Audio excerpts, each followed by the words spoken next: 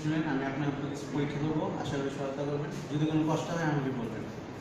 এখন হচ্ছে gastrointestinal system and elementary system, দুইটা হচ্ছে একটু আলাদা আছে। যেমন যদি আমাকে বলে যে এক্সামে, আচ্ছা, তোমরা এই বেসিক নর্মটা কখনো ভুল করো না। সেটা হচ্ছে যে অলওয়েজ পেশেন্টের রাইটে গিয়ে দাঁড়াবা, দেন হচ্ছে সালাম দিয়ে পারমিশন নিবা। এভাবে করে আমরা এক্সামিনেশন স্টার্ট করব। এলিমেন্টারি সিস্টেম, তো এলিমেন্টারি সিস্টেম শুরু হচ্ছে মুখ থেকে। যেমন হচ্ছে আমি লাইটটা দিয়ে ওনার দেখবো, ওরাল ক্যাভিটিটা দেখবো যে লিপটা কীরকম আছে, তারপর হা করেন, মুখটা কীরকম আছে। হ্যাঁ, এইটুকু হচ্ছে যদি এলিমেন্টারি সিস্টেম বলে তাহলে হচ্ছে আমরা দেখবো। আর যদি আচ্ছা, এখানে একটা কথা, এক্সামিন দি এলিমেন্টারি সিস্টেম যদি বলে তাহলে হচ্ছে এরকম ওরাল ক্যাভিটিতে আমরা লাইট দিব। বাট যদি বলে এক্সামিন দা অ্যাবডোমেন, তাহলে কিন্তু, বা গ্যাস্ট্রোইন্টেস্টিনাল ট্র্যাক্ট বললে কিন্তু আসলে সেটার মধ্যে ওরাল ক্যাভিটি আসবে না। শুধু বলে গ্যাস্ট্রোইন্টেস্টাইনাল সিস্টেম, তাহলে হচ্ছে এখান থেকে দেখার দরকার নাই, সরাসরি আসছে অ্যাবডোমেনে চলে আসো। অ্যাবডোমেনে আমাকে একটু প্রপার এক্সপোজ করে নিতে হবে ওনার। এই যে অ্যাবডোমেনটা, প্রথম হচ্ছে আমরা হচ্ছে ওনার এক্সপোজারটা নিতেছি।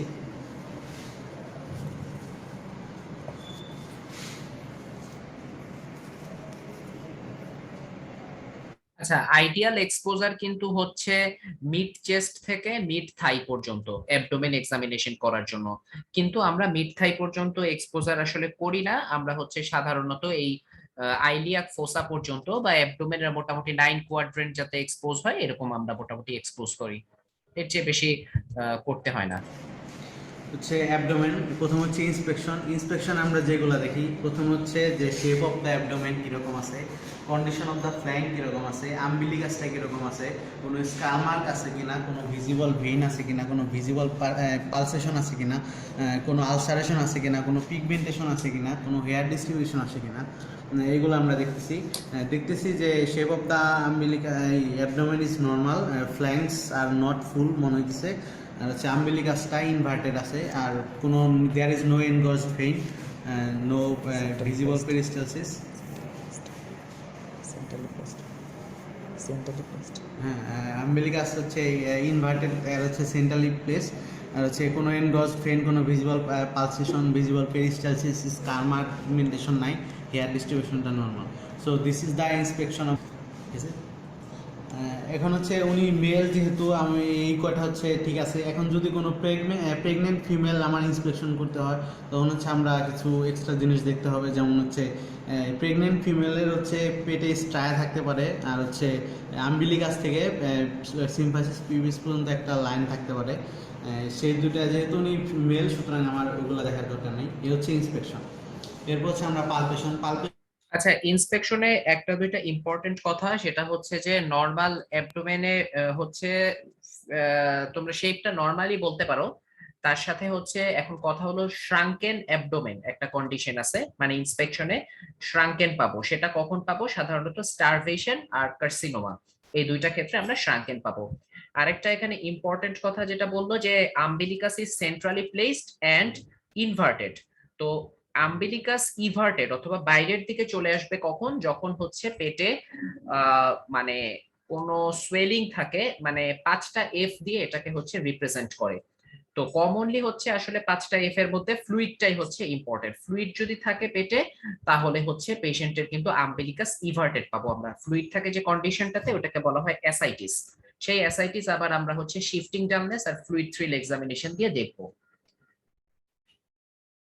পয়েন্টগুলো হচ্ছে যে আমরা টেম্পারেচার দেখি, টেন্ডারনেস দেখি, মাসেল গার্ড দেখি, রিজিডিটি দেখি, এবং হচ্ছে হার্নিয়াল অরিফিসটা দেখি। টেম্পারেচার দেখার জন্য আমার হচ্ছে যে অ্যাবডোমিনের যে আমার হাতের এই সার্ফেসটা দিয়ে দুইটা হচ্ছে কম্পেয়ার করতে হবে যে টেম্পারেচারটা কীরকম আছে। হ্যাঁ, প্রায় নর্মাল আছে। হচ্ছে আচ্ছা, টেম্পারেচার সবসময় হচ্ছে অ্যাবডোমেন, তারপরে চেস্ট, তারপরে অ্যাবডোমেন, এইভাবে করে হচ্ছে টেম্পারেচারটা দেখবা। এবং টেম্পারেচার অবশ্যই ডরসাম দিয়ে দেখবা। কোনো টেন্ডারনেস আছে কিনা, হচ্ছে টেন্ডারনেস আছে কিনা দেখার জন্য আমার একটু করতে হবে, ওনার জিজ্ঞেস করতে হবে আপনার পেটে কোনো কোনো জায়গায় ব্যথা আছে। তখন আমি একটা সুপারফিশিয়াল পালপেশন করে নিচ্ছি।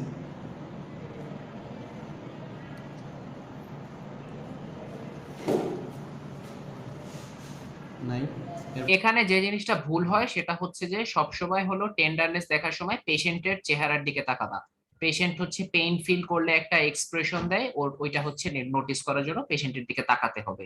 হচ্ছে আমরা মাসেল গার্ড এবং রিজিডিটি, এটা যদি মাসেল গার্ড আর রিজিডিটি বলতে হচ্ছে উনি পেটটা যদি আমার হাত দেওয়ার পরে শক্ত করে ফেলতো, অথবা যদি নিজেই পেট আগে থেকে শক্ত থাকতো, সেটা হচ্ছে আমি মাসেল গার্ড বা রিজিডিটি প্রেজেন্ট বলতে পারতাম। আমি দেখতেছি এই জায়গায় কোনো সমস্যা নাই, তো সুতরাং মাসেল গার্ড অ্যান্ড রিজিডিটি আমরা বলতে পারি অ্যাবসেন্ট।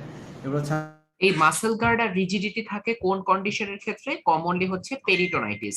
এই পেরিটোনাইটিসটা হচ্ছে কমনলি স্পন্টেনিয়াস ব্যাকটেরিয়াল পেরিটোনাইটিস হিসাবে বলা হয়, যেটা হচ্ছে একটা সিএলডি এর একটা কমপ্লিকেশন হিসাবে কিন্তু এটা হচ্ছে অ্যারাইজ করে।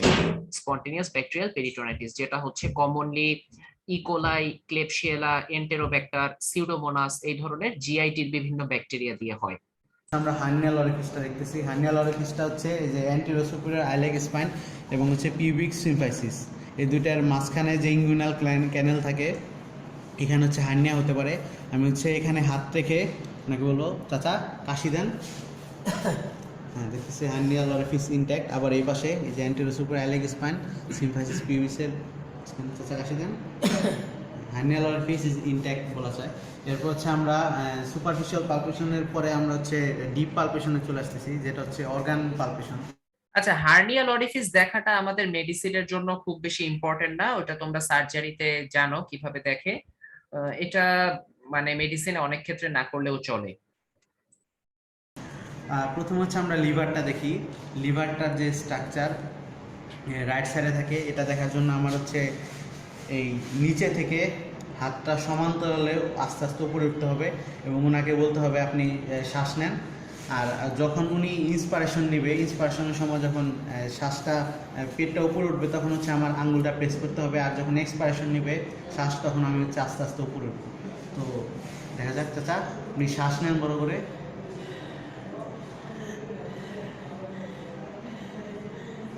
আচ্ছা, এবার তোমাদের যারা সিনিয়ররা ফাইনাল প্রফ পরীক্ষা দিচ্ছে, ওদের কিন্তু একটা খুবই কমন মিস্টেক ছিল, যেটার জন্য এক্সটার্নাল কিন্তু ফেল করায় দিচ্ছিল। সেটা হচ্ছে কি, যে পেশেন্টের পেটে যখন পালপেট করবা, তখন পেশেন্টের পেটে অনেক জোরে ডিপ পালপেট করা যাবে না। মানে মানে হালকা করে চাপ দিতে হবে এবং খুব বেশি ডিপে পালপেট করার প্রয়োজন নাই। কারণ যদি হচ্ছে পেশেন্টের পেটে কোনো অ্যাবসেস থাকে, যদি আমরা বেশি ডিপ পালপেট করি, তাহলে অ্যাবসেসটা রাপচার হয়ে যেতে পারে। সেজন্য একটা কেয়ারফুল থাকতে হবে।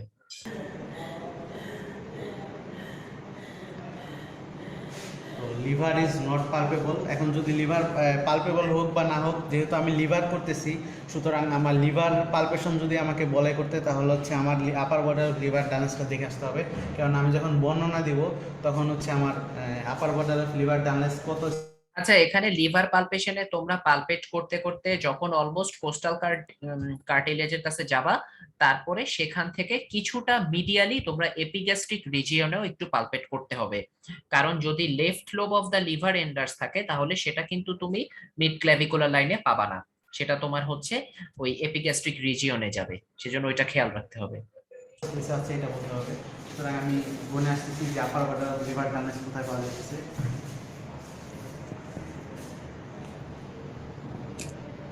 আচ্ছা, এই upper border of the liver dullness দেখার জন্য তোমরা হচ্ছে সেকেন্ড ইন্টারকোস্টাল স্পেস থেকে পারকাশন শুরু করবা। সেটা হচ্ছে মোটামুটি আমরা হচ্ছে ওই এটাকে কি বলে, মানে ম্যানোব্রিয়াম আর বডি অফ দ্য স্টারনামের যে জাংশনটা, স্টার্নাল অ্যাঙ্গেল বলে, ওইটা আমরা ফিল করতে হবে। ফিল করে ওইটা বরাবর যে কোস্টাল ইন্টারকোস্টাল স্পেসটা থাকে, সেটাই কিন্তু হচ্ছে সেকেন্ড ইন্টারকোস্টাল স্পেস। সেখান থেকে আমরা হচ্ছে শুরু করব পারকাস করা। হচ্ছে যে এখানে আমি লিভারটা ডাল পাইতেছি, আমি এখান থেকে হচ্ছে এটা গনে আসবো যে সেকেন্ড, থার্ড, ফোর্থ, ফিফথ। আচ্ছা, এই জিনিসটা একটু বলে রাখি, সেটা হচ্ছে যে নরমালি রেসপিরেটরি সিস্টেমে তোমরা জানো যে পারকাশন নোট নরমালি থাকে হচ্ছে লাংসের উপরে রেজোনেন্ট, আর হচ্ছে লিভারের উপরে কিন্তু ডাউন। এই কারণে আমরা উপর থেকে পারকাস করে যাচ্ছি, তাহলে সেকেন্ড, থার্ড, ফোর্থ এভাবে করে যাচ্ছি। এই স্পেস গুলাতে আমরা যেহেতু লাংস এর উপরে পারকাস করতেছি, সো এখানে আমরা রেজোনেন্ট পাবো। ফার্স্ট যেখানে আমরা ডাল পাবো সেই জায়গাটাই হচ্ছে লিভার। সো ওইটাই হচ্ছে বলা হয় আপার border of the liver dullness, এই জিনিসটাকে এটা বলা হয়, এবং নরমালি এটা ফিফথ ইন্টারকোস্টাল স্পেসে প্রেজেন্ট থাকবে। ইন্টারকোস্টাল স্পেসে আমি হচ্ছে লিভার ডালনেসটা পাইতেছি। এখন যদি আমি লিভার পালপেবল পাইতাম, ধরা যাক আমি হচ্ছে লিভার পালপেবল হচ্ছে এখানে পাইছি, এখান থেকে তখন আমি হচ্ছে যে মিড ক্ল্যাভিকুলার লাইন বরাবর যে যেখানে কোস্টাল কার্টিলেজ আছে, যে রাইট কোস্টাল কার্টিলেজ, সেখান থেকে হচ্ছে আমি সেন্টিমিটারে মাপতে হবে যে কত সেন্টিমিটার আমি বেশি পাইলাম। ধরা যাক আমি হচ্ছে 4 সেন্টিমিটার এখানে পাইছি। তো আমাকে ডিসক্রিপশন দেওয়ার সময় এভাবে বলতে হবে যে liver is palpable by 4 centimetre along the mid clavicular line below the right costal margin, and liver surface-টা surface is smooth, margin is sharp, non tender. এরপর হচ্ছে upper border is liver dullness situated in left right fifth intercostal space and there is no bruit or rub over it. এর bruit or rough দেখতে গেলে হচ্ছে আমার হচ্ছে অস্কালেশন করতে হবে।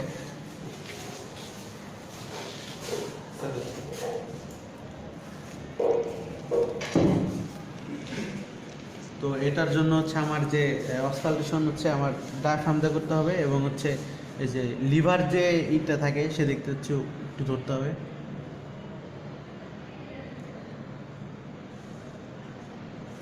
দেখা যাচ্ছে কোনো ব্রুই বা রাপ পাওয়া যাচ্ছে না। এই হচ্ছে আমার লিভার পালপেশন। এরপর হচ্ছে আমরা স্প্লিন পালপেশন করতেছি। স্প্লিন থাকে হচ্ছে অ্যালং দ্য 9। আচ্ছা, একটা কথা বলে রাখি, দেখো তোমরা পালপেশনের স্টেপের মধ্যেই আমরা যখন অর্গানোমেগালি গুলো দেখতেছি, লিভার, স্প্লিন, এগুলো, তুমি যদি লিভার বড় পাও তাহলে তুমি মানে এটা ভেবো না যে মানে আমি সবার শেষে লিভারের এগুলো অস্কালটেট করব, সেটা না। লিভার যদি তুমি বড় পাও তখনই হচ্ছে তুমি হলো ফিতা দিয়ে লিভারটা মাপতে হবে, যেভাবে করে মিড ক্ল্যাভিকুলার লাইনে মাপছে ওইভাবে করে মাপতে হবে, এবং বলতে হবে ওইভাবে করে liver is something centimetre enlarged from the right costal margin along the mid clavicular line towards the right iliac fossa, এবং ওখানে ওই যে অস্কালটেট করে ব্রুইট আছে কিনা ওটা শুনে নিতে হবে, তারপরে তুমি স্প্লিন পালপেশনে যাবা। 10 and 11 ডিপস। তো আমি সেদিকে আমার বাঁ হাতটা দিতেছি, এবং আমি হচ্ছে এই ডান দিকের যে এই রাইট আইল্যাক ফোসা, সেখান থেকে হচ্ছে আমি পালপেশন করতে করতে যাব, এবং আবার এই চাচাকে বলবো যে আপনি শ্বাস নেন জোরে জোরে, আস্তে আস্তে। আচ্ছা, এখানে থ্রু আউট দি এক্সামিনেশন মনে রাখতে হবে যে কোনো ধরনের পালপেশন অ্যাবডোমেনে কিন্তু আমরা হচ্ছে উইথ রেসপিরেশন পালপেট করি, অর্থাৎ যখন সে ইন্সপায়ার করছে তখন হচ্ছে আমরা হলো মানে পেটে চাপ দিব, এই জিনিসটা মনে রাখতে হবে। সেকেন্ডলি হচ্ছে হাতের পজিশন গুলা তোমরা খেয়াল করো, ওই যে স্প্লিনের জন্য সে কোথায় হাত রাখছে, লেফট হ্যান্ডটা থাকবে হচ্ছে তার পেশেন্টের লেফট কোস্টাল মার্জিনের ওখানে। তারপরে আমরা রাইট আইলিয়াক ফসা থেকে পালপেট করা শুরু করব, কারণ স্প্লিন যখন এনলার্জড হয় তখন এটা ভার্টিক্যালি কিন্তু এনলার্জ হয় না। চাইল্ডের ক্ষেত্রে ভার্টিক্যালি এনলার্জ হতে পারে, বাট অ্যাডাল্টে কিন্তু স্প্লিনটা এনলার্জড হয় অ্যাঙ্গেল করে অবলিকলি টুয়ার্ডস দি রাইট আইলিয়াক ফসা। এই কারণে আমরা রাইট আইলিয়াক ফসা থেকেই পালপেশন শুরু করব। এবং এখানে একটা জিনিস মনে রাখতে হবে, সেটা হচ্ছে যে কিছু কিছু ক্ষেত্রে বলে যে স্প্লিন পালপেশন করার সময় বসে করতে হয় ইনিশিয়ালি, মানে আম্বিলিকাস পর্যন্ত বসে তোমরা করতে পারো, দেন আম্বিলিকাস পর্যন্ত আসার পরে তারপর হচ্ছে দাঁড়িয়ে করতে পারো। এটা অনেক ক্ষেত্রে ফলো করে, অনেকে পুরাটা দাঁড়িয়ে করে, এটা সিচুয়েশন অনুযায়ী মানে ভ্যারি করে আর কি।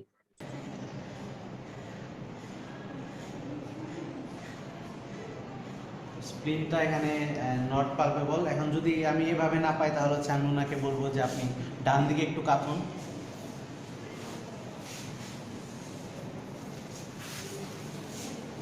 আমি আবার নিচে দিকে যাচ্ছি, শ্বাস নেন।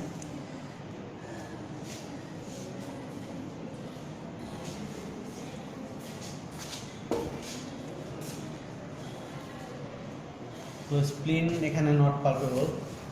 এখন যদি আচ্ছা, এখানে একটা কথা, সেটা হচ্ছে যে পেশেন্টকে যখন রাইট ল্যাটারাল করতেছি তখন কিন্তু উপরের পাটা কিছুটা ফ্লেক্স করতে বলবা, তাহলে ওনার মানে পালপেট করতে সুবিধা হবে। সেকেন্ডলি, তোমরা যখন হচ্ছে ফাইনালি লাস্ট পালপেট করতে করতে যাচ্ছ, তখন লেফট কোস্টাল মার্জিনের ভিতরে হাতটা কিছুটা ঢুকায় দেওয়ার চেষ্টা করবে। এটাকে বলা হয় ফিঙ্গার ইনসাইনেশন টেস্ট, মানে একেবারে ডিপ করে আমরা দেখতেছি যে স্প্লিন আছে কিনা। স্প্লিন পালপেবল হইতো তাহলে হচ্ছে ধরা যাক স্প্লিন, এই যে আমি হচ্ছে এই যে লেফট যে কোস্টাল মার্জিনটা আছে সেখান থেকে হচ্ছে স্প্লিনটা যেটা লং অ্যাক্সিস যেদিকে আসে সেদিকে হচ্ছে পালপেবল হয়েছে। ধরা যাক আমি হচ্ছে এখান থেকে 4 সেন্টিমিটার স্প্লিন পালপেবল পেলাম। এখন হচ্ছে এটার ওপর আমার হচ্ছে স্প্লিনিক ব্রুই বা রাব দেখার জন্য আমার একটু অস্কালটেশন করতে হবে।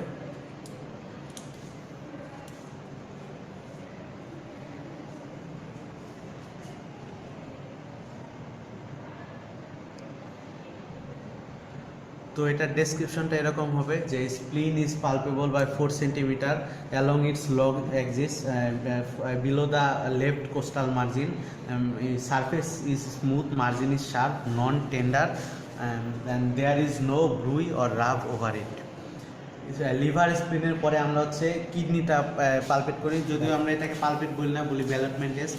কিডনিতে ব্যালটমেন্ট টেস্ট করার জন্য আমার হচ্ছে লাম্বার রিজনটা ইন্ডিকেট করতে হবে। লাম্বার রিজন থাকে হচ্ছে আম্বিলিকাস, আম্বিলিকাসের এই দুই দিকে, এটা হচ্ছে লাম্বার রিজন। তো আমি আমার এই হাতটা হচ্ছে নিচে দিলাম আর এই রিজন বরাবর। কিডনির ব্যালটমেন্ট টেস্টে সবসময় বাম হাত নিচে থাকবে, ডান হাত উপরে থাকবে। এই জিনিসটা কিন্তু ভুল করবে না। অপোজিট সাইডেও যখন করবা সেম, বাম হাত সবসময় নিচে থাকে, ডান হাত উপরে থাকে, এবং নিচের হাতটা দিয়ে কিডনিটাকে উপরের দিকে ধাক্কা দিতে হয়। এটাকেই ব্যালট বলে, মানে বাউন্স করার মতো। নিচেরটা দিয়ে ধাক্কা দিতে হয় উপরের দিকে, এবং উপরের হাতটা দিয়ে ফিল করতে হয়। এখানে একটু প্রেস করলাম, এরপর আছে আমি নিচের হাতটা দিয়ে উপরের দিকে দিব, ঠেলা দেবো, এবং হচ্ছে এই হাত দিয়ে ফিল করবো। হচ্ছে যদি কিডনি ব্যালটেবল থাকে তাহলে হচ্ছে এইভাবে পাওয়া যেতে পারে।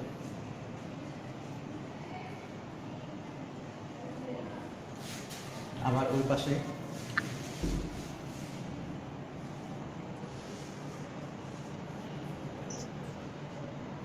আমি নিচে হাত দিয়ে ঠেলা দিতেছি এবং উপরে হাত দিয়ে ফিল করতেছি কিছু ফিল করা যায় কিনা।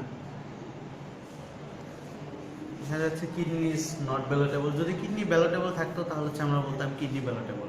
এরপর হচ্ছে আমরা ইউনারি ব্লাডারটা দেখি। ইউনারি ব্লাডারটা দেখার জন্য, ইউনারি ব্লাডার হচ্ছে ট্রায়াঙ্গুলার শেপ থাকে, সেজন্য আমরা হচ্ছে এই দিক থেকে হচ্ছে হাতটা এইভাবে। আচ্ছা, ইউরিনারি ব্লাডার কিন্তু আমরা এইভাবে মানে আমাদের মেডিকেল কলেজে করি না। ইউরিনারি ব্লাডার আসলে এখানে দেখো যে হচ্ছে দেখাচ্ছে সে কিন্তু পেশেন্টের মাথার দিকে দাঁড়িয়ে আছে।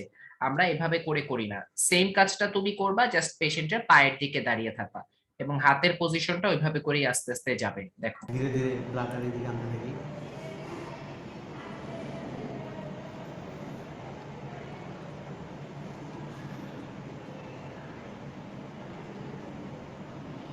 এখানে একটু আপার বর্ডার মতো ফিল হইতেছে। হ্যাঁ, ব্লাডারটা এইভাবে থাকে। তো এই ব্লাডার পরে আমরা হচ্ছে আরেকটা জিনিস দেখি যে লিম্ফ নোডে যে এই জিনিসটা আমরা দেখছিলাম যে প্যারায়োটিক লিম্ফ নোড, সেটা হচ্ছে এখানেও পালপেশনে দেখা হয় যে মিড লাইন থেকে একটু বাঁদিকে প্যারায়োটিক লিম্ফ নোডটা দেখতেছি। এ হচ্ছে পালপেশনের পার্ট অ্যাবডোমেনের। এরপর হচ্ছে আমরা পারকাশনে চলে যেতেছি। পারকাশনে হচ্ছে আমরা মেইনলি দেখি যে নর্মাল পারকাশনটা কীরকম। নর্মাল পারকাশনটা আমি দেখতেছি যে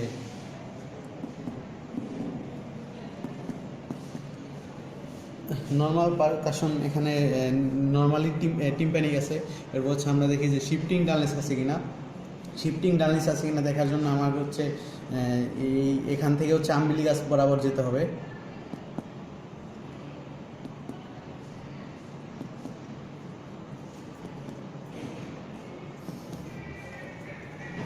এরপর আবার নিচে নামতে হবে।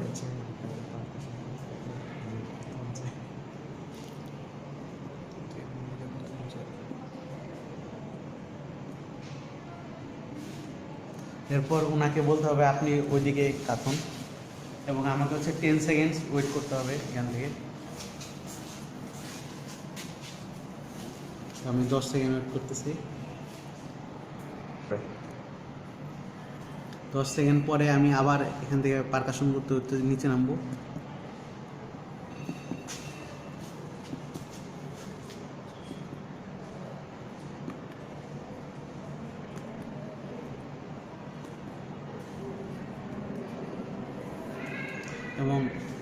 এখানে থামার পরে ওনাকে বলবো আপনি এদিকে কাঁথুন, এবার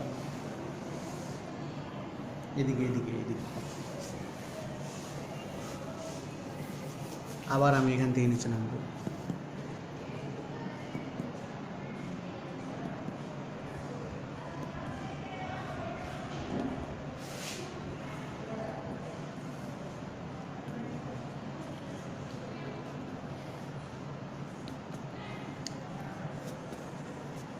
এই হচ্ছে আমার শিফটিং ডালনেস। শিফটিং ডালনেস দেখার সময় মনে রাখতে হবে যে আমাদের হচ্ছে আড়াই প্যাচ করতে হবে। যেমন প্রথমে আমি এখান থেকে এখানে অর্ধেক এবং এইভাবে দুই পাশে দুইবার। এরপর হচ্ছে আমরা হচ্ছে শিফটিং ডালনেস দেখার পরে পারকাশনের যে জিনিসটা করতে হয় সেটা হচ্ছে ফ্লুইড থ্রিল। ফ্লুইড থ্রিল হচ্ছে যদি ওনার শিফটিং ডালনেস নেগেটিভ থাকে তাহলে হচ্ছে ফ্লুইড থ্রিল করার দরকার নাই।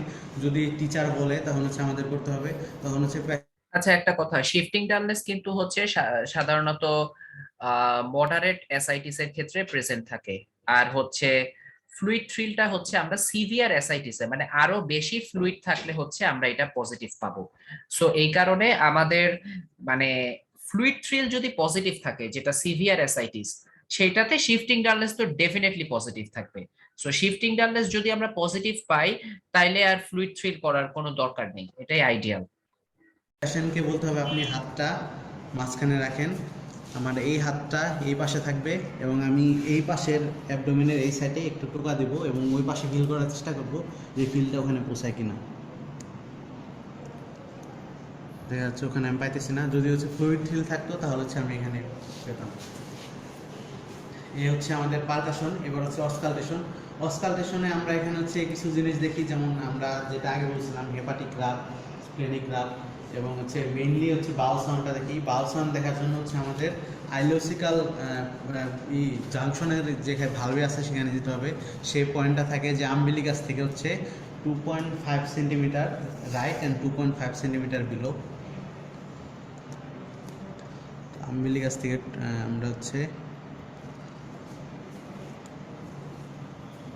2.5 সেন্টিমিটার রাইট দিকে যাচ্ছি এবং 2.5 সেন্টিমিটার বিলোতে যাচ্ছি। এই পয়েন্টটায় আমরা হচ্ছে বাউল সাউন্ড দেখে শুনবো।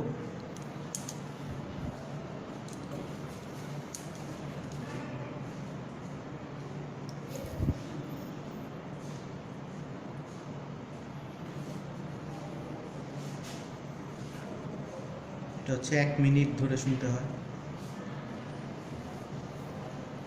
1 মিনিট পর বাউল সাউন্ড হচ্ছে খুব কম হয়, 2 থেকে 3টা হতে পারে মিনিটে, অথবা খুব। আচ্ছা, এনিওয়ে, এই হচ্ছে মোটামুটি হলো তোমাদের আহ, যতটুকু অ্যাবডোমিনাল এক্সামিনেশন করতে হবে আর কি। ঠিক আছে, এখন আমরা একটু রিলেভেন্ট কিছু পড়াশোনা করি শর্ট কেস বই থেকে। আহ, তোমাদের কি কোনো কোশ্চেন ছিল রিগার্ডিং এক্সামিনেশন? তোমরা তো সার্জারি করে আসছো, আশা করি অ্যাবডোমেন এক্সামিনেশন নিয়ে। হ্যাঁ, বলো বলো। স্যার এসআইটিস এক্সামিনেশনের সময় পেশেন্টের হাতটা স্যার মাঝখানে রাখা লাগে, রিজন আছে স্যার? পেশেন্টের হাতটা মাঝখানে রাখার কারণটা কি, মানে আসলে আমাদের তো 3টা হাত নাই। সো এখন কিছু একটা মাঝখানে রাখতে হবে। এখন এটার অ্যান্সারটা কি রাখবো কেন, কারণ আমরা তো থ্রিলটা চেক করতেছি। ফ্লুইড থ্রিল দেখার উদ্দেশ্যটা কি, যে মানে আমরা একদিকে টোকা দিয়ে আর একদিকে ফিল করা যায়, মানে এত বেশি ফ্লুইড আছে এখানে, মানে নদীর ঢেউয়ের মতো জিনিসটা হচ্ছে ভাইব্রেশন করবে এরকম। সো এখন আমি যদি অ্যাবডোমেনে মানে মাঝখানে হাতটা দিয়ে চাপটা না দেই, তাহলে কি হবে, মানে পেশেন্টের মানে তাহলে কিন্তু জিনিসটা ফিল করা যাবে না। মানে তোমরা কি বুঝতেছো, মানে চাপ দিয়ে রাখলে অ্যাবডোমেনটা একটু চাপের উপর থাকে, হ্যাঁ বুঝতে পারছো, চাপের উপর থাকে, যার জন্য একদিকে টোকা দিলে ওইদিকে ফিল করা যায়। এখন মাঝখানে কিছু একটা দিয়ে চাপ দিতে হবে, সেজন্য আইডিয়াল হচ্ছে পেশেন্টের হাতটা রাখা আর কি, এটাই।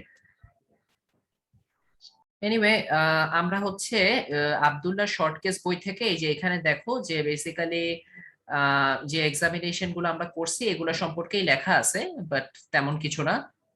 আর হচ্ছে এই যে যেটা আমি বলছিলাম যে ডিস্টেন্ডেড অ্যাবডোমেনের 5টা এফ কজ আছে, এটা হচ্ছে সার্জারিতে তোমরা মনে হয় পড়ছো, যে ফ্যাট, ফ্লুইড, ফিটাস, ফ্ল্যাটাস আর ফিসেস। এই 5টা জিনিস মনে রাখতে হবে। এর মধ্যে যে ফ্লুইড, এটাকেই হচ্ছে অ্যাসাইটিস বলি আমরা। লোকালাইজড ডিস্টেনশনের কজ খুব একটা লাগে না। স্ক্যাফয়েড অ্যাবডোমেন বা শ্রাঙ্কেন অ্যাবডোমেন যেটা বললাম, স্টারভেশন এবং কার্সিনোমা, এই 2টা ক্ষেত্রে হয়।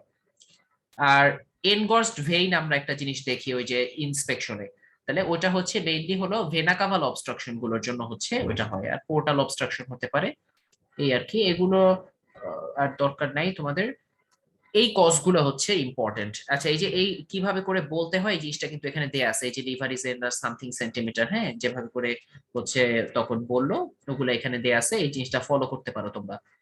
হেপাটোস্প্লিনোমেগালির কজ, এটা কিন্তু খুবই ইম্পর্টেন্ট। তো হেপাটোস্প্লিনোমেগালির কজ এই যে আজকেও দেখলাম পরীক্ষায় কিন্তু ধরছে। তো তোমরা কমন ইম্পর্টেন্ট গুলো বলার চেষ্টা করবা, যেমন কালাজ্বর, ম্যালেরিয়া, তারপরে হচ্ছে লিউকেমিয়া, লিম্ফোমা, এগুলো this are the common cause, হ্যাঁ, এগুলো বললা। এখানে অনেক ডিটেলস দেয়া আছে, হেপাটাইটিস এতগুলো কজ দরকার নেই। আচ্ছা, আমরা ম্যালেরিয়া সম্পর্কে পড়ার দরকার নাই, এগুলা তোমাদের লেকচার ক্লাসেই পড়ানো হয়, সো দরকার নেই।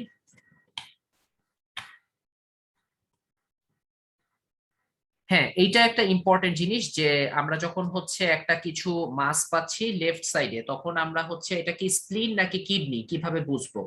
তাইলে স্প্লিনটা কিন্তু উপরে থাকে লেফট হাইপোকন্ড্রিয়াম রিজিয়নে, আর কিডনিটা থাকবে যে জায়গাটাতে, এটা হচ্ছে লাম্বার রিজিয়ন বা লোইন বলা হয়। তারপরে স্প্লিন কি, এটা কোস্টাল মার্জিনের ভিতরে থাকতেছে, সুতরাং এটা হচ্ছে মুভস উইথ রেসপিরেশন। আর কিডনি কিন্তু হচ্ছে রেসপিরেশনের সাথে মুভমেন্ট করে না। আর স্প্লিন এই যে টুয়ার্ডস দ্য রাইট ইলিয়াক ফসা, এটা হচ্ছে মুভমেন্ট করে। আর স্প্লিন হচ্ছে টুয়ার্ডস রাইট ইলিয়াক ফসা আমরা যেটা তখন দেখলাম, আর কিডনিটা ডাউনওয়ার্ড ফরওয়ার্ড। তারপরে স্প্লিনের ক্ষেত্রে হচ্ছে মিডিয়াল বর্ডার থাকে এবং নচ থাকে, এই দুইটা জিনিস। Get above the swelling test, এটা তোমরা ওরা জানো যে স্প্লিন হচ্ছে যেহেতু কোস্টাল মার্জিনের ভিতরে থাকে, এটার আপার বর্ডার আমরা রিচ করতে পারবো না, কিন্তু কিডনি তো নিচে থাকে, সো এটার আপার বর্ডারটা আমরা রিচ করতে পারবো, এই জন্য এটা হচ্ছে get above the swelling. Percussion, spleen is dull definitely, আর কিডনি হচ্ছে রেজোনেন্ট। আর spleen is palpable, kidney is ballotable, এটা মোটামুটি। আহ, আচ্ছা, হেপাটোমেগালির কজ, এখন যদি হচ্ছে কোশ্চেনটা এমন হয় যে শুধু লিভার এনলার্জ থাকে, তাহলে কি কি কজ হইতে পারে? তো এখানে অনেকভাবে ভাগ করে দিছে, এত ভাগ না করে পড়লেও চলবে তোমাদের। নর্মালি কয়েকটা কমন কজ বলবা, যেমন হেপাটোমা, সিএলডি তে। আচ্ছা, সিএলডি তে কিছু ক্ষেত্রে, যেমন এই যে এখানে যেগুলো দেয়া আছে, এটা কিন্তু পরীক্ষায় এবার ধরছে, যে আমি লং কেস পড়ার সময় তোমাদেরকে বলে দিব না। সিএলডি তে হচ্ছে নর্মালি হলো কিন্তু শ্রাঙ্কেন লিভার থাকে, কিন্তু যখন হচ্ছে অ্যালকোহলিক কজ হয় অথবা আর্লি স্টেজে ডায়াগনোসড হয় অথবা মেটাবলিক কজ হয়, তখন কিন্তু হচ্ছে সিএলডি তে হেপাটোমেগালি থাকে। তারপরে হচ্ছে যেমন ধরো টেন্ডার হেপাটোমেগালির কজ অনেক সময় লাগে, তাহলে ভাইরাল হেপাটাইটিস আর liver abscess, this two are the most important cause of tender hepatomegaly. আচ্ছা, এগুলো দরকার নেই। আচ্ছা, তারপরে হচ্ছে এইটা খুবই ইম্পর্টেন্ট যে আহ, ওটা কই গেল, আচ্ছা, এসআইটিস এর কজগুলা খুবই ইম্পর্টেন্ট। তো এসআইটিস এর কজগুলা যদি তোমাদের কাছে জিজ্ঞাসা করা হয়, তাহলে হচ্ছে তোমরা বলবা যে এক্সুডেটিভ আর ট্রান্সুডেটিভ দুইটাকে ভাগ করে বলতে হবে। তাহলে এক্সুডেটিভ কজ গুলো কি কি আছে সবসময় মনে রাখবা, যে এক্সুডেটিভ হচ্ছে infectious or carcinoma related cause, সবসময় এক্সুডেটিভ। আর ট্রান্সুডেটিভ হচ্ছে মেইনলি প্রোটিন শিফটিং এর জন্য যে কজ গুলা হয়। প্রোটিন যদি, মানে তোমরা জানো যে তোমার ব্লাড ভেসেলে প্লাজমা প্রোটিন চারটা আছে, অ্যালবুমিন, গ্লোবুলিন, ফিব্রিনোজেন, প্রোথ্রম্বিন। তো এখানে হচ্ছে অ্যালবুমিন মোস্টলি, আর গ্লোবুলিন মনে হয় 20%, এরা হচ্ছে মেইনলি হলো আহ মানে অসমোটিক প্রেসার মেনটেন করে ব্লাড ভেসেলের ভিতরে। সো যখনই প্রোটিন কমে যাবে, তখন হচ্ছে মেইনলি হলো ব্লাড ভেসেল থেকে ফ্লুইড গুলো শিফট করে টিস্যুতে যাবে, এবং যখনই টিস্যুতে যাবে তখনই ascites, pleural effusion, generalised oedema, এই ধরনের সিমটমস গুলো শো করবে। সো এই জন্য এই ধরনের এক্সুডেটিভ আর ট্রান্সুডেটিভ ভাগ করে বলবে, এই যে এই কজটা। তাহলে অ্যাসাইটিস এর ট্রান্সুডেটিভ কজ কি কি, এই যে সিএলডি, তাহলে সিএলডি তে তোমার হচ্ছে প্লাজমা প্রোটিন সিনথেসিস হবে না, কারণ প্লাজমা প্রোটিন লিভারে তৈরি হয়। তারপরে হচ্ছে নেফ্রোটিক সিনড্রোম, নেফ্রোটিক সিনড্রোমে কি হয়, ম্যাসিভ প্রোটিন ইউরিয়া হয়, মোর দ্যান 3.5 গ্রাম পার ডে, এই জন্য ওখানে মাইক্রো অ্যালবুমিনেমিয়া হয়, leading to generalised oedema. Congestive cardiac failure. আচ্ছা, মিক্স সিনড্রোম কি, মিক্স সিনড্রোম হচ্ছে benign ovarian tumour with right sided pleural effusion with ascites, তিনটা জিনিস একসাথে অ্যাপিয়ার করে। তারপরে কোনো কারণে যদি হাইপোপ্রোটিনেমিয়া হয়, যেমন হচ্ছে ম্যালনিউট্রিশন, পেশেন্ট খাচ্ছে কম আর ম্যাল অ্যাবজর্পশন, কোনো কারণে এটা অ্যাবজর্পশন হতে পারতেছে না। ম্যাল অ্যাবজর্পশন যেমন chronic pancreatitis, coeliac disease, tropical sprue, ওইসব ক্ষেত্রে ম্যাল অ্যাবজর্বড হয়। আর এক্সুডেটিভ কজ কি, যেটা বললাম ইনফেকশন আর হচ্ছে কার্সিনোমা বা ম্যালিগনেন্সির ক্ষেত্রে। তাহলে ইনফেকশন এখানে সবচেয়ে কমন, যেটা বলছি পেরিটোনাইটিস। পেরিটোনাইটিসটা আবার ব্যাকটেরিয়াল হতে পারে, টিবি হতে পারে। আর ম্যালিগনেন্সি আর কয়েকটা আনকমন ডিজিজ আছে, মিক্সিডিমা, বার্চিয়ারি সিনড্রোম, একটু দেখে নিও। এই আর কি। স্প্লিনোমেগালি উইথ অ্যাসাইটিস কখন থাকে, যখন হচ্ছে এই যে সিএলডির সাথে পোর্টাল হাইপারটেনশন। আমরা এটা লং কেস হিসাবে পড়বো, এটা আমাদের অনেক ইম্পর্টেন্ট। আর অ্যাসাইটিস এর ট্রিটমেন্ট হিসাবে আমরা প্যারাসেন্টেসিস করি, মানে অ্যাসাইটিক ফ্লুইড ড্র করি। সো ড্র করার পরে ওটার অ্যাপিয়ারেন্স দেখে আমরা বুঝতে পারবো যে এটা কোন টাইপের, মানে এটা কি কজ হইতে পারে। যেমন যদি হিমোরেজিক হয়, ব্লাড থাকে, তাহলে এটা বুঝতে পারবো ট্রমাটিক অথবা ম্যালিগনেন্সি অথবা কোনো কিছু রাপচার হয়ে গেছে, লাইক রাপচার্ড একটোপিক প্রেগন্যান্সি অথবা রাপচার্ড স্প্লিন, এ ধরনের কোনো একটা কজ হতে পারে। দেন স্ট্র কালার যদি হয়, ইউজুয়ালি এটা টিবি। আর ক্লাউডি হলে ইউজুয়ালি এটা ব্যাকটেরিয়াল। আর কাইলাস হলে সাধারণত এটা ফাইলেরিয়াসিস। এটা হচ্ছে মোটামুটি আমরা হলো কমন কজ। এই তো। আর আর তেমন কোনো রিলেভেন্ট কোশ্চেন করে না আমাদের অ্যাবডোমেন থেকে। মেইনলি হচ্ছে আমাদের হলো লং কেস গুলাই আমাদের ইম্পর্টেন্ট। আমরা কালকে মেইন দুইটা লং কেস ডিসকাস করব, কালকে অথবা নেক্সট যেদিন আমি ক্লাস পাই। লাইক আমরা হচ্ছে অ্যাবডোমেন থেকে তোমার acute viral hepatitis, peptic ulcer disease, তারপরে হচ্ছে সিএলডি, তারপরে এবার পরীক্ষায় কিন্তু একেআই ছিল, সিকেডি ছিল। হ্যাঁ, এই ধরনের কেসগুলো আমরা হচ্ছে অবশ্যই ডিসকাস করব। এবার যে পরীক্ষায় কমন কেসগুলো ছিল সেগুলো। তোমাদের কোনো কোশ্চেন থাকলে আমাকে বলতে পারো।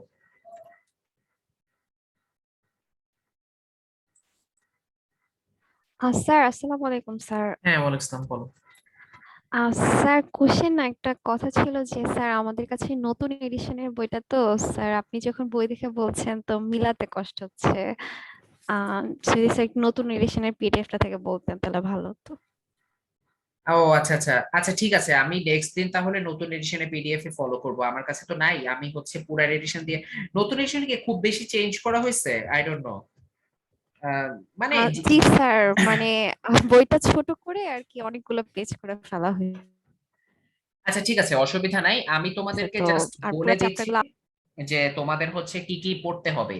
বেসিক্যালি তোমাদের শর্ট কেস থেকে এখানে মেইনলি তোমার এক্সামিনেশন করে, তারপরে হচ্ছে রিলিভেন্ট কজের মধ্যে তোমার ইন্সপেকশনের যে কয়েকটা ফাইন্ডিং আমি বললাম, যে শ্রাঙ্কেন অ্যাবডোমেন কখন হয়, তারপরে ডিস্টেন্ডেড অ্যাবডোমেন কখন হয়, এনগর্সড ভেইনের কজ কি, এইটুকু জানলেই হবে। দেন হচ্ছে তোমার হলো হেপাটোমেগালি, স্প্লিনোমেগালি, এগুলোর কজ গুলো একটু দেখবা। হেপাটোস্প্লিনোমেগালির কজ, অ্যাসাইটিস এর কজ, এক্সুডেটিভ আর ট্রান্সুডেটিভ ভাগ করে বলবা অবশ্যই। এই আর কি। আর হচ্ছে হেপাটোমেগালি থেকে এক্সট্রা করে টেন্ডার হেপাটোমেগালি অনেক সময় হচ্ছে আলাদা করে জিজ্ঞেস করে। এই আর কি। এখান থেকে তোমার খুব বেশি কিছু নাই, মানে আজকের ডিসকাশনটা আসলে খুব বেশি কিছু না। আমার আসলে ওই ওদের ক্লাস নেওয়া দরকার, তো ওই জন্য আমি আসলে খুবই তাড়ার উপর আছি। আমাকে বললো একটু তোমাদের দেখে দিতে, সেজন্য দেখাই দিলাম। আহ তোমরা হচ্ছে নেক্সট দিন আমি হচ্ছে তোমাদের সাথে লং কেস গুলো ডিসকাস করব। তখন দেখবা যে এখান থেকে রিলিভেন্ট লং কেস যেগুলো থাকে সেগুলো থেকে অনেক কোশ্চেন হয়। ওইটা তখন পড়লেই বুঝতে পারবা। আর আমি দরকার হলে এরপরে আমি দেখি পিডিএফটা তাহলে লেটেস্ট আমি ডাউনলোড করে নিব। কোনো কিছু বলার বলবা কেউ? আসসালামু আলাইকুম স্যার। অনেক বলো। স্যার স্প্লিন যে আমরা পালপেট করতেছি, এটা মানে আমরা পাবোই? এনলার্জ না থাকলেও আমরা পালপেট করে পাবো? এনলার্জ না থাকলে আমরা পালপেট করে পাবো কিনা? হ্যাঁ। না না, এনলার্জ না থাকলে তুমি পালপেট করে কিভাবে পাবা?